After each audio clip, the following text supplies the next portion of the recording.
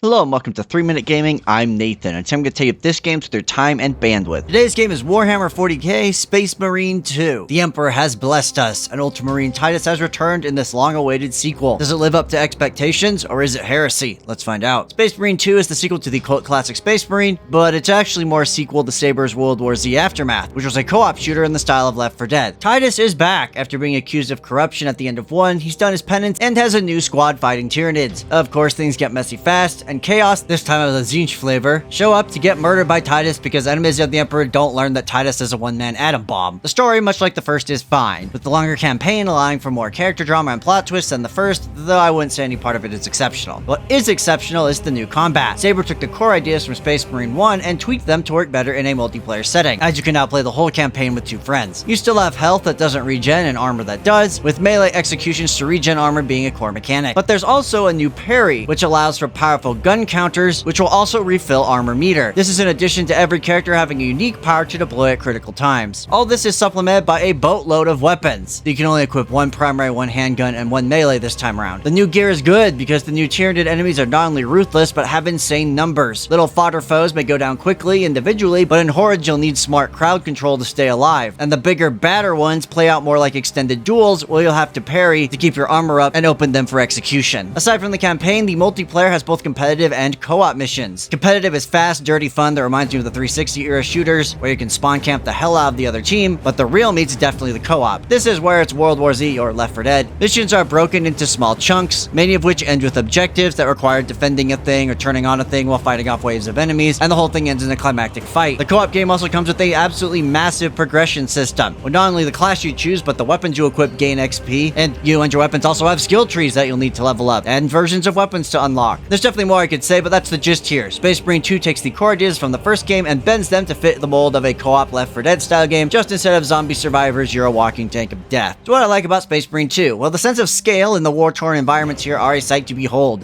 That World War Z engine was always good at rendering massive numbers of enemies, and it really shines here, with fights being against hordes and hordes of foes while even bigger battles are happening in the background. It's genuinely jaw-dropping. Additionally, as mentioned, the combat is very engaging with its new parry and counter system, and this is boosted by the many skills and builds you can dig into with its multiple classes in multiplayer. And lastly, being able to play the campaign completely in co-op as well as the multiple expeditions was a treat, as the game really shines with friends who can work together and pick synergistic builds. When it comes to the bad, there are definitely a lot of little issues that popped up during the early release when I played. Netcode for crossplay is pretty borked, load times on console were insane, and there's only 8 co-op missions on launch. These issues weren't enough to make me want to stop playing, but it definitely was annoying. Additionally, the AI companions are dumb as bricks, both in campaign and multiplayer missions. They can't complete objectives, and they pull almost 0 aggro. And lastly, the grind is real here, with class improvements taking significant time and effort to earn and rank up. I really hope they bump up how much currency you earn, because unlocks take forever. As you know, I rate games here on a 3-point scale, must play, maybe consider, and don't bother. So here's the deal. This game is an absolute blast, and if you love the original Space Marine or World War Z, you are gonna have a great time. The combat feels fantastic, the sprawling battles are glorious, and the multiplayer loop's addicting. That being said, the game is a little rough at the moment in a few technical areas, and it probably could use some more content. For me personally, based on Saber's track record with World War Z, I'm confident it'll only get better, but there's no shame in waiting a couple months for it to have more stuff if that matters to you. But if you can't overlook the rough edges, even at launch, Space Marine 2 is some unadulterated xeno-stomping fun, and you should definitely get on that. That's all I have for you today. Thank you so much for watching. If you played or heard of Space Marine 2, did you play the first one? Please let me know what you think in the comments, but regardless, go out there and purge the Xenos.